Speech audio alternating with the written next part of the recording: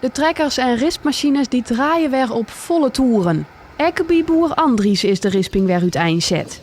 De Gerremeisjenheid had er een ikerbouwbedrijf waarbij ze onder oren reerde en wietekool verbouwen. Maar de grootste teelt, dat is broccoli. Daarvan verbouwen ze maar liefst 160 hectare. 4 weken in ben we begonnen. En we hadden nu een 30 hectare al ongeveer. En dat gaat tot eind november terug. We beginnen in het perceel. Het eerste aan de maat ben, zo'n 18 centimeter. Dan halen we de eerste eruit. En dan maken we er dan om het 2-3 dagen maken we er wetter heen. En dan 3 keer eroverheen en dan is het hele perceel leeg. Of de risping van dit seizoen uiteindelijk een succes worden zal, dat is nog even afwachten. Ja, het is nog maar correct begonnen. Gisteren net heel volle verzezen. Het begint weer moeilijk toen het zo warm was, maar extreme warmte. En dan groeit het net mooi. En dus dan krijg je net hele mooie kwaliteit.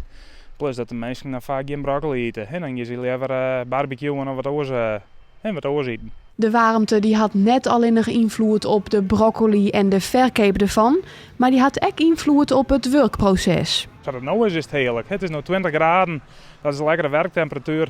Maar ik had meer horen wat de 3-4 weken in wie. Het wordt 25 graden. En dan beginnen we vaak naast 2 uur en dan doen we tot maast 10 uur. Om het product zo koel mogelijk dan naar binnen te treden. Want bij maar tussen broccoli hinnen dan? Het gaat hier al een product naar de Nederlandse supermarkt daar.